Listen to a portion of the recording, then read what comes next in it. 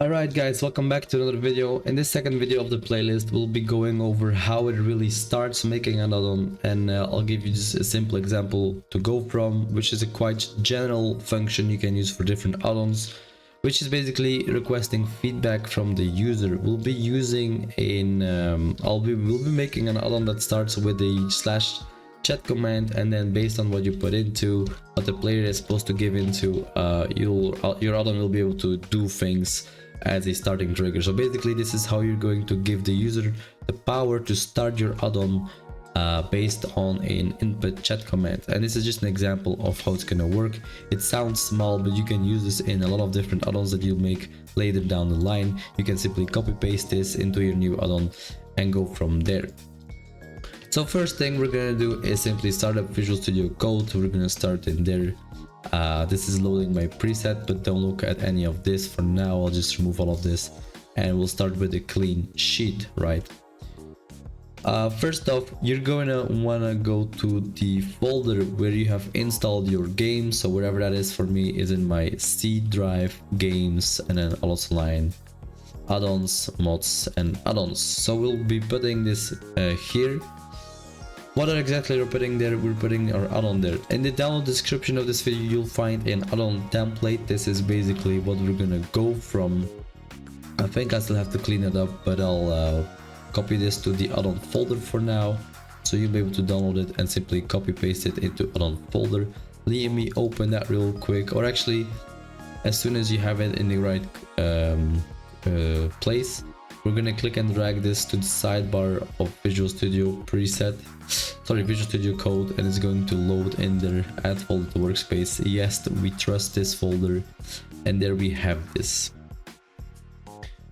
Right, let me just take a look real quick. Yeah, this is what I was expecting. So you're not going to be seeing this. I'll be deleting all of this for now. Give me a second here.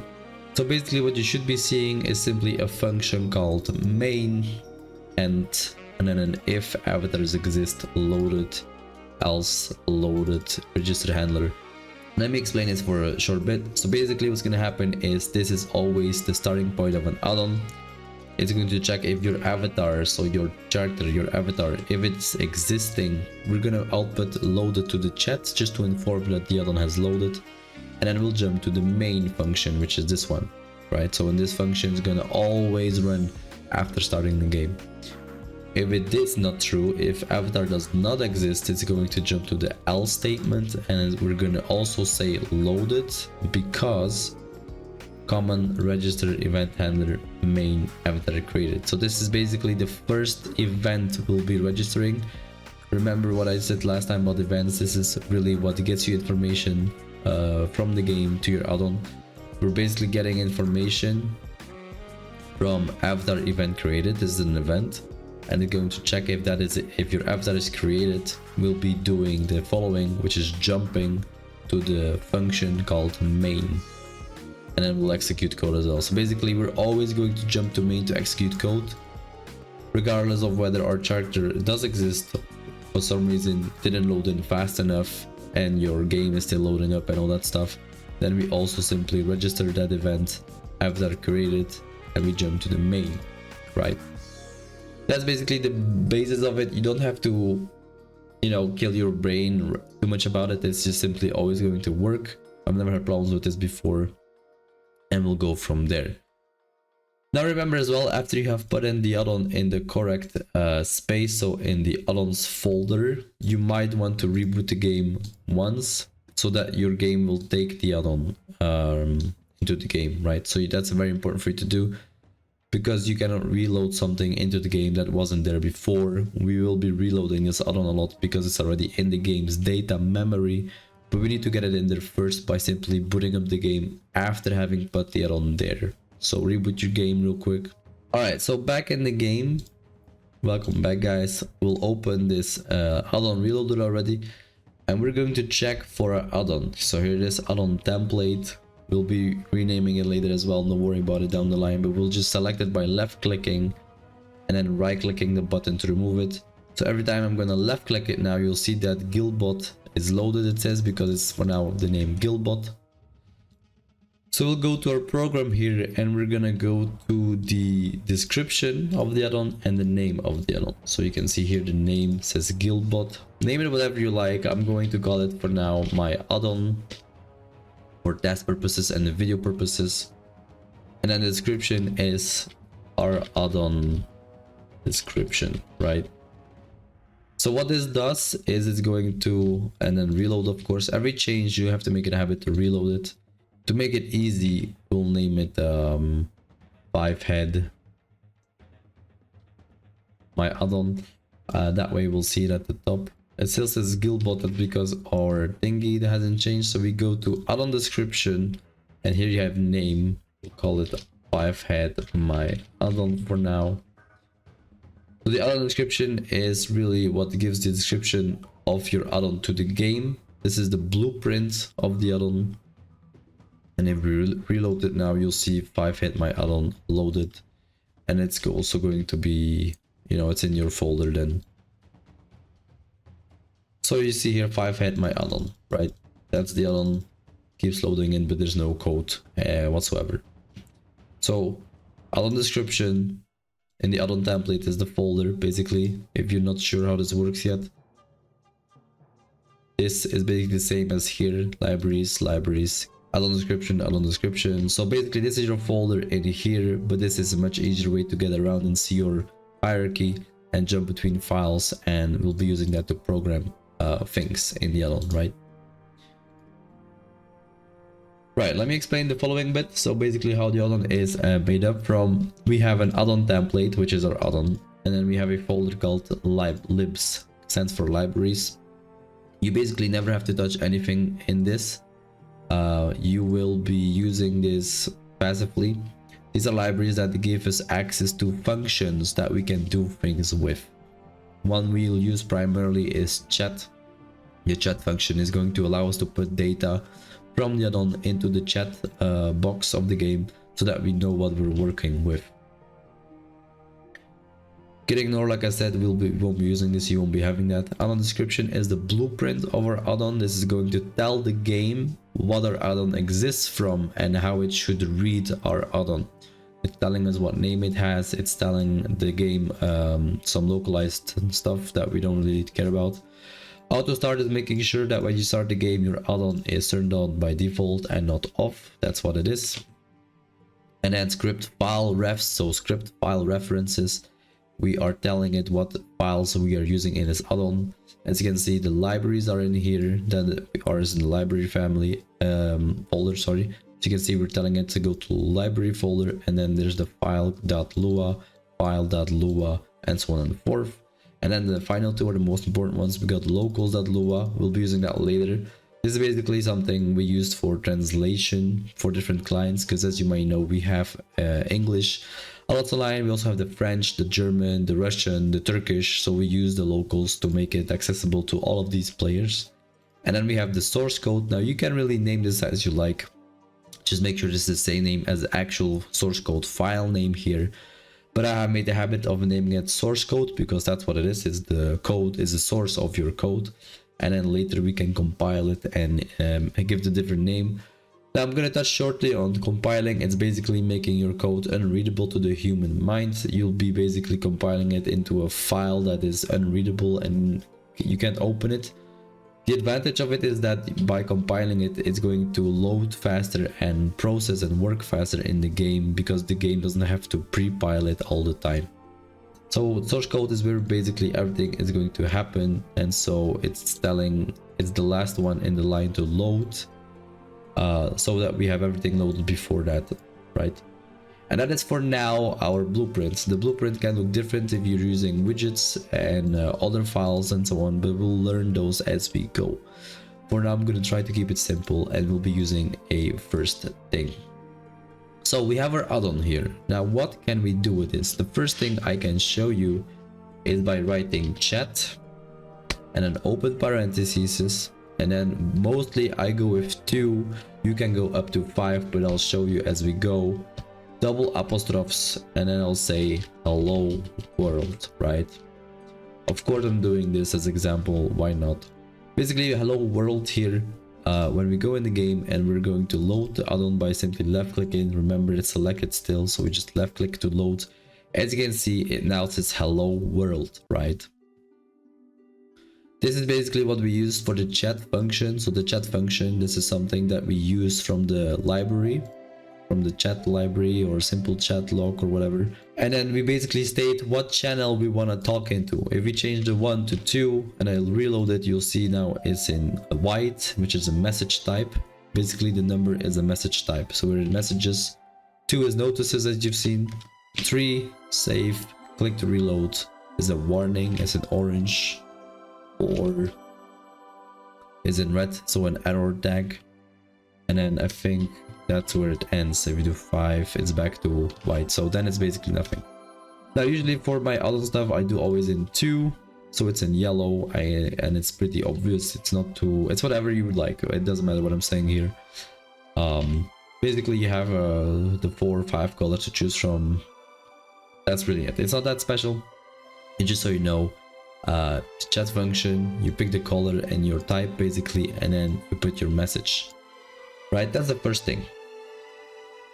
Another example I'm going to show you is that basically your function main depends on you, but I'll be mostly putting it at the top with variables above it. So we're gonna make a variable for now. We're gonna say local my variable, right, equal to, and we'll put Mango. I'll just use names of people I know that I play with. So now when we remove hello world and we'll put in the variable there instead, so my variable, you see there's no apostrophe this time, it's just a variable, right? And the variable has a value called Mango. So when I still reload the addon now, it says Mango. So basically this is a bit of programming, what program is for.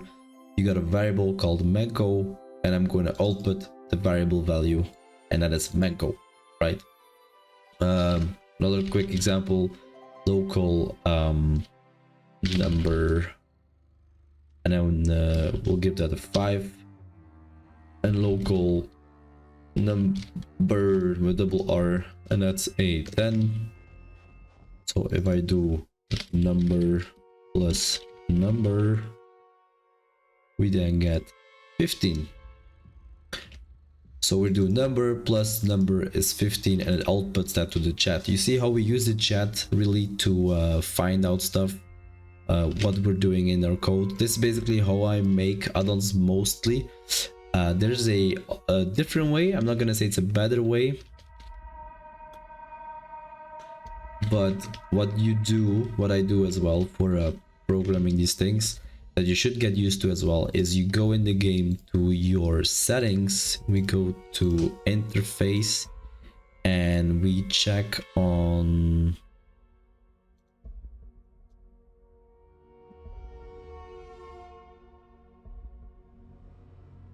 oh, there it is. So we go interface, and then you see here at the top, right, we go a little bit down, so it's still in the first window. We have logging user mod errors. This needs to be on to make use of the mods.txt file. And then I'm gonna show you a little trick to do in Visual Studio. Basically, you go to the where the game is installed. That's what I mean. You go to personal, and then go to logs. You'll have a mods.txt here. This is a file that keeps updating with all errors from the addons basically that log in there. What we're gonna do is we're going to be putting this logs folder in here as well. I will press cancel because I already have it, but you're gonna go ahead and add it, and then we can access it here all times and see updated information from the mods, right? Because it updates here live. So you don't need to reopen it, because in the folder you need to reopen it every time mods, then close it and open and close it to get the updated information from what happens in the game. By having it in Visual Studio Code, you don't have to do that. So for now I'm gonna Control A and delete everything, save it, and I click this button here, which is a split editor, and then close it here because it's splitting it to both windows. I close the one on the left, And now you can see things that are happening in the game from the Mods.txt while still programming. For example, if I click the loading, you'll see here, see, it already logged something that you reloaded it, the addon, right? So if you're programming something, for example, another way of outputting the chat, so we're gonna comment this, by the way, is dash, so it becomes green. So 2 dashes makes it a comment, then basically makes it invisible to the program. That's how you put things basically on hold for now. I'll be writing common.log info with capital L, capital I, open parentheses, we write common like this. I know this might be confusing, but I'll explain it in a bit. Basically, common.loginfo is a command we'll be using for now. It's probably something else, but I'm calling it a command. And then between the parentheses, it's a bit like the chat line, right? So chat is basically common.loginfo. And then number 2 is here basically the common. And then we have the comma, and we have our output, basically what we're gonna see. Now when I reload the addon, you see it doesn't say it in the chat, but it does say it here. So that's how you can output information to the mods file instead than in game, is by putting it common.loginfo, common, and then hello world. This is a function or whatever you want to call it that's also available from the API, so it's explained there how to use it, and we'll be showing there how to use other things as well. But these are the things I want to show you on the go, because these are things that I'm using myself a lot on how to do it, right? So this is how you can get information to the in-game chat or to the mods.txt, because with the mods.txt you can do a lot of things in the future, such as extracting data to other programs and then do other crazy stuff with that we haven't been experimenting with a lot, but I see potential in doing. But that's for later, so just so you know that this exists and these ways are available, right? Now, the first thing we're gonna try and do is work with an event, like I said in the beginning with the chat. And for that, we need to go to the APIs. So open up a new browser, I go to allods.pro. We then go to addons, and then addon development and API description. From there we go to Lua API functions and events provided by the game client. Oh yeah, that's also where they say again. So you have got here the categories, enums, events, widgets. Those are the biggest ones, I guess. And then also functions. There we go. So I said we'll work with the chat, right? So we control F and I will search for chat. And here you see categories chat. So basically the categories are a group of all the things, all events and functions and enumerations of a certain type of thing you might be doing in the game.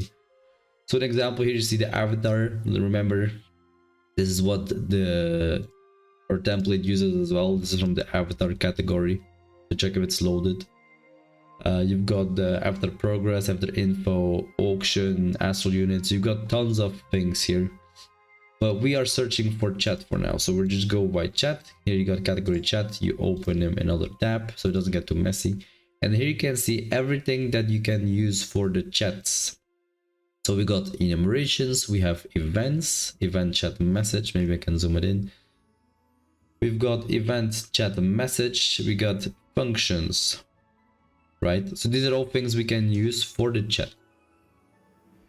So then basically I go over the ones that I want to use. This is basically like how we go shopping as a woman in a shop, but this is me shopping for API functions and events and see what I can work with. So I open all the events first. Usually this is how I do it. If you do it differently, that's completely fine as well. But this is how I go through my things. So I open up all the events, the enumerations, we will ignore that for now. That's something we'll use for later. For now, we'll stick to events. And here you can see the event name. Event can't set chat by delay. And then you got an explanation on what it is. If it's in Russian for you, you might have to, you know, download a translator on your browser, and then because it's gonna be like this. So I translated. Usually it doesn't change anything significant from the code. So an example. This is a bad one that I don't want to use, but this basically what happens is that this event that triggered. So this is a trigger. Every event is a trigger. Event chat avatar muted. This event is sent when the avatar is deprived of the right to write messages in the chat. But I'm not going to use this event for now because this is a bad example because I'm not muted in the game. So this event will just return nothing. Event chat message is a bit more interesting. The event is sent for each new message that comes into the chat. So every time something new comes into a chat, this event will trigger. If the message is an echo, I'm not sure what the echo is. I've been using this for a bit and I've never really figured out what echo is, so I'll ignore this for now. But basically, we can use this as an example, right? So what you want to do if you're interested in an event, you'll simply copy paste the name here and then go to your program.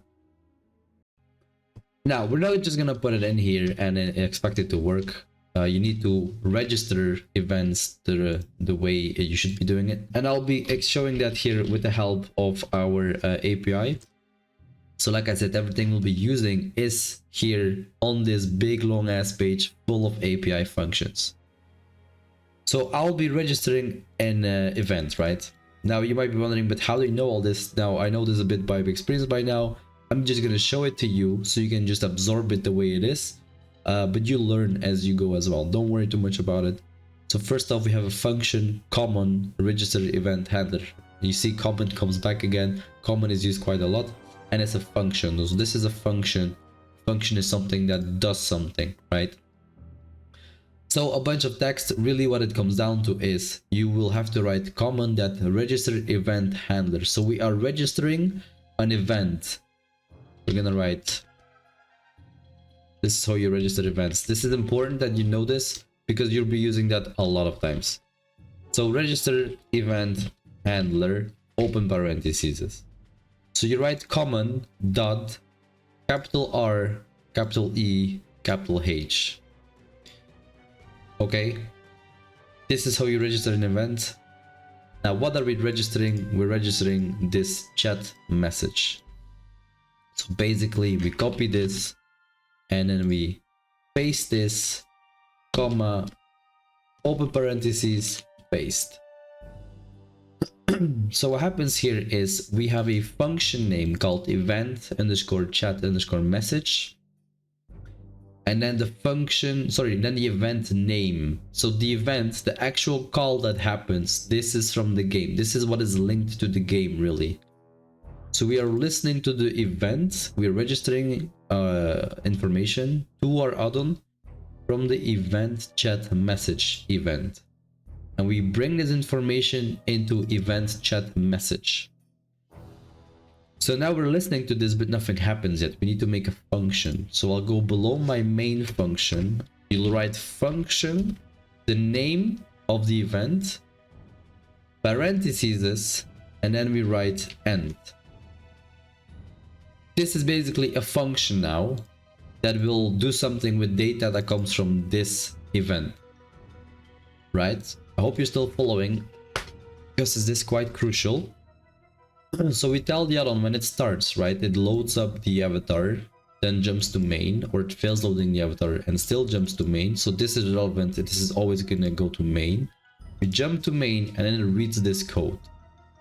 So then it's going to go to the code common that register. Oh, I have to register an event. We're going to listen to something. And the event is event chat message.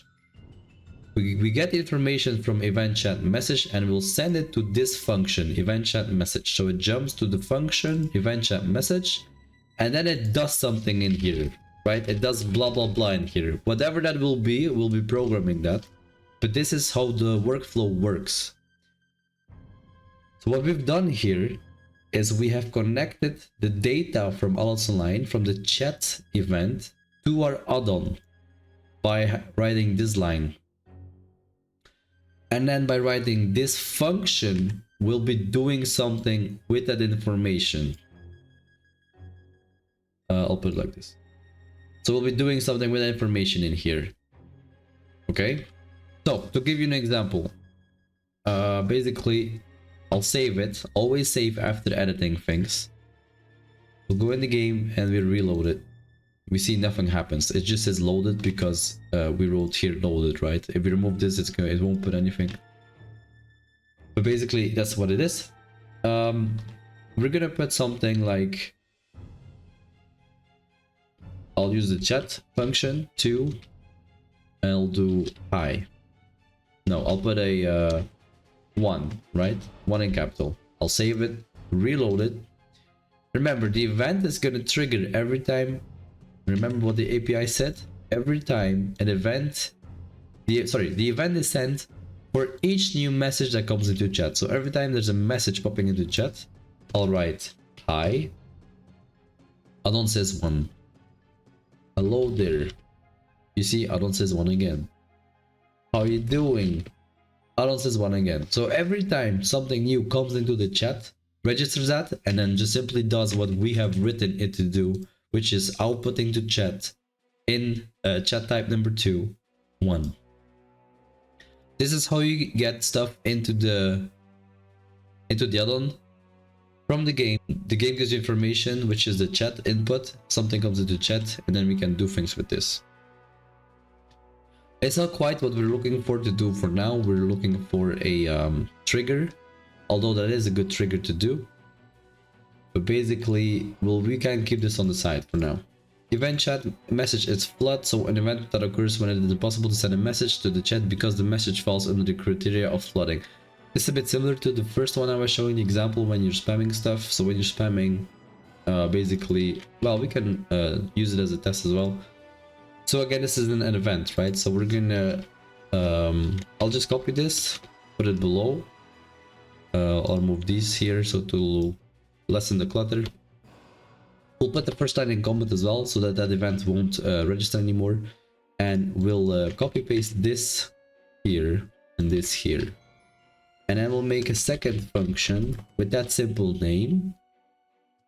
And so we've done the same thing. We have told it to register an event called event chat message is flood, which is this one.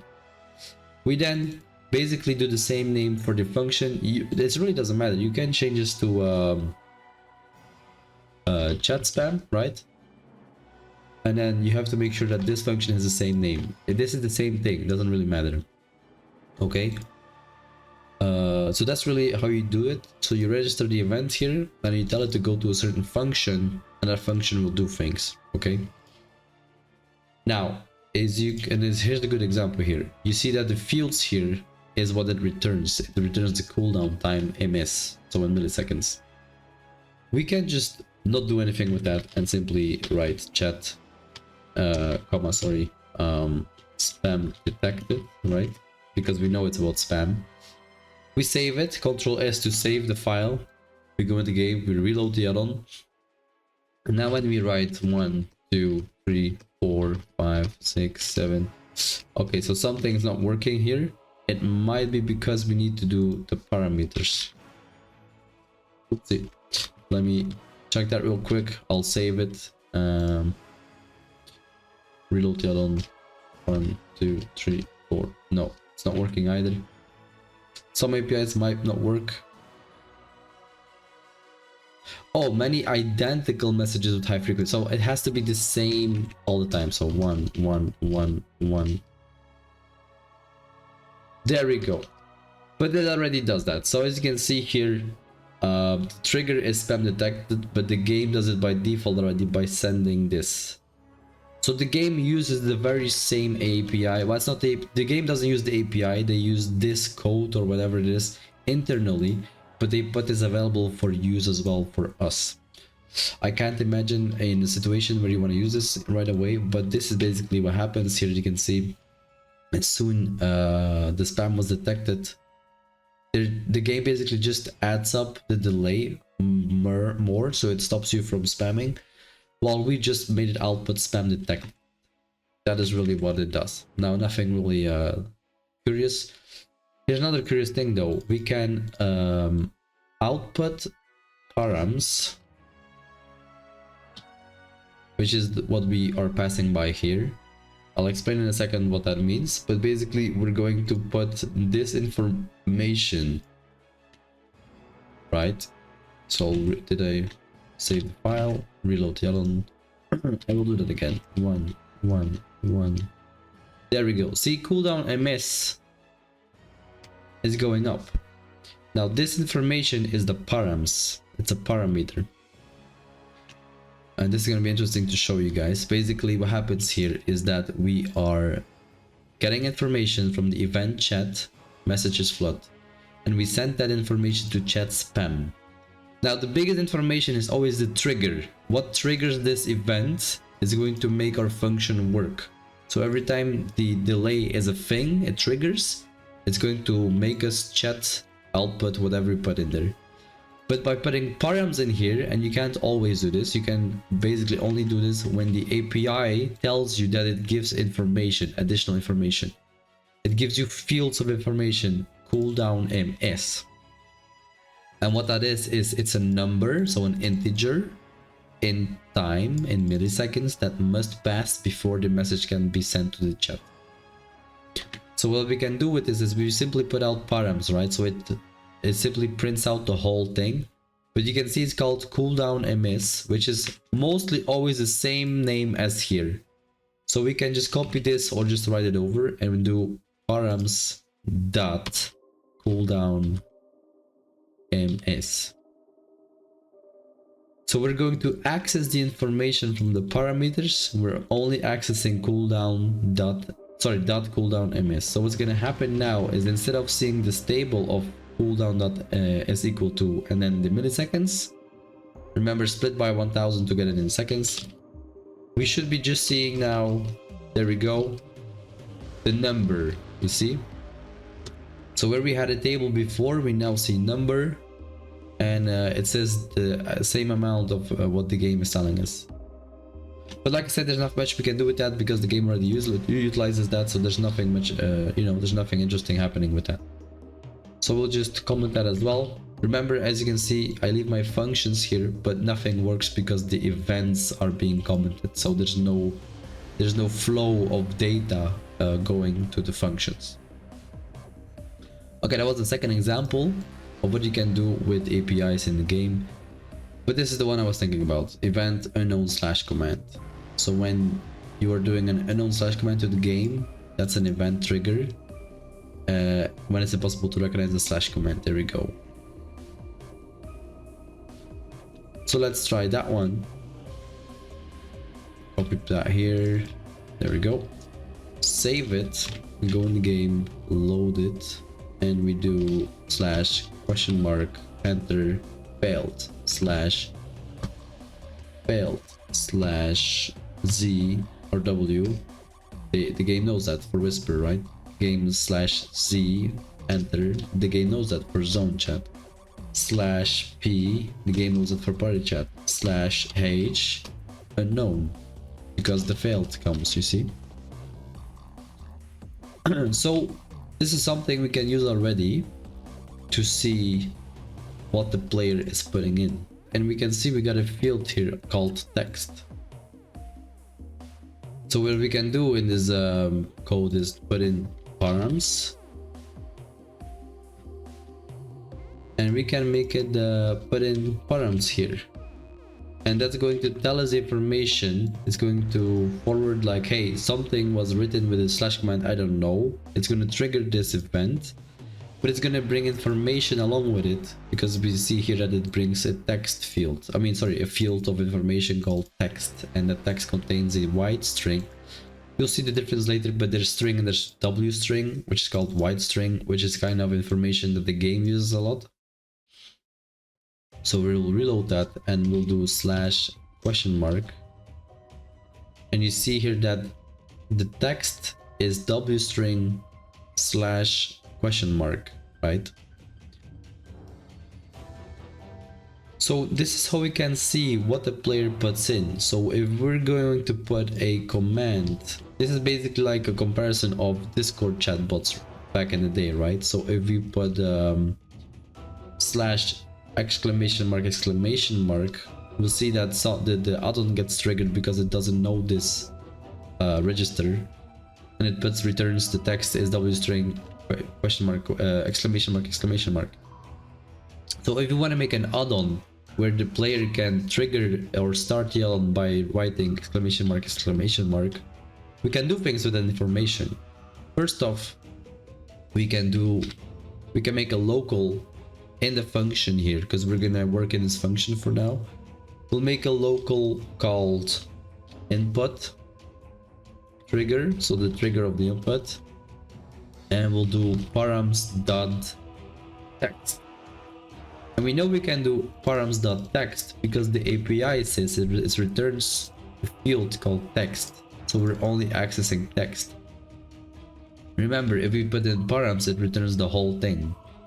Text is wstring, same as it says in API, text is wstring, and then the data of what it is. And the comparison, I'm gonna leave it like this: chat2, and then we'll put input trigger, right? So now we have two different types of data. Every time that the event will trigger, it's gonna print params, and it's gonna also print input trigger. So we'll load that. We'll do exclamation mark,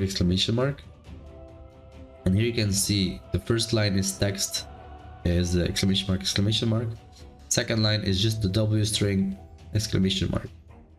Now there is a function to get just the exclamation mark, and this is basically like so, and I'll put that here so that the input trigger is already just the input trigger, which is again common dot, sorry, not common, user mods with the capital M from w string. Now this might become, I know this is probably confusing, but this is also in the API. So if you do write user mods, there we go. Basically the logical way would be to do w string, because you wonder how to get rid of the w string because you just want the text. And here you see user mods from w string. You also have to w string, so when you have text and you want to put it into a white string to use in the game stuff. But basically user mods from w string localized text returns a regular string based on the original localized one, right? But in our case of the code now, basically what we're going to do is we're going to get the white string of our output here, and we're going to put that as a normal string into input trigger.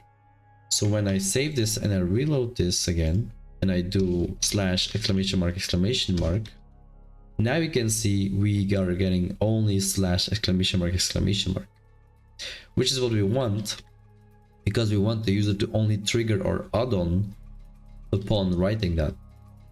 So if we then write if input trigger equals double equal, because you're comparing it to, then we do double quotes for string like so, then u1, sorry, chat to u1. So what are we doing here right now? Remember, the data from the game comes into this function, sorry, this trigger, towards this function, and when we enter this function with this information from the game, we are making an input trigger variable called input trigger. We put in data, we put in the text data from the parameters, we strip it from the white string into a normal string, put it into input trigger, and then we check if input trigger is this symbol, this slash command, then we do u1, right? Reloading, I'll do /, and then nothing happens. I mean, it outputs these lines of chat because it's always doing that, but it's not putting the input trigger. This is basically what we can make run when the player puts in the right command. If we do /exclamation mark u1, so we can make the add-on do things based on what input the player gives, based on what we deem validate as a / command. So this is pretty simple code right now we've written that simply checks whether a player has put in the right chat commands to do things with. And then I'm imagining you can do all sorts of things by having a chat command. You can return data. For example, you have an add-on and a player doesn't really know what to do. You could write / your add-on name, addon name, right? Help. And then you can start writing what commands there are in your addon, such as use start to start the addon and blah blah blah, like so. So when someone doesn't know what to do, addon name help, and then you can see here use /start to start the addon. So this is how you can get feedback from the player, basically, by doing the unknown / command trigger, and then return information to the player based on what / commands they're putting into the game, right? So remember, to make it visualize a bit more if you're still confused, Allods Online gave data based on a trigger we picked, the chat trigger, the event unknown / command. We put that into our addon, so we connect that pipe of information to our addon, because otherwise, if you don't have the addon and you write weird shit, nothing happens with it, right? But we do that in our addon, we do things with that, and then we put that out back to the user. That is basically how events work in Allods Online in addon development. An event is a trigger that whatever you do in the game triggers something. So all these pipes are always going on. If you don't have any addons, or you don't have all the addons, try to imagine how many triggers there are of what you do when you are changing zone, when you're teleporting, when you are pressing a button, when you are changing your camera. All of this is a trigger. Every single user input that you do is a trigger that can give information to an addon. And then based on what is written in the addon, something happens, something does something, right? That is how addons work, and this is how events are used. Events are made to trigger something in the game, bring that information to the addon, and then with functions, we do things with that information. Okay, that's the first thing I wanted to show you guys. I hope this is a bit more clear. I'm trying to shorten the videos as much as I can. I am sorry if they're quite long, but I'm trying to explain it as thoroughly as I can. The next video, we're gonna elaborate on functions more, what else we can do with this, and then we're gonna go from there. Hope you guys enjoyed this. I hope you guys learned something at this point. If you still have any questions about anything whatsoever, addons regarding, please put them in the comments. I'll gladly respond to them. I'll see you guys next time. Have a good one. Peace.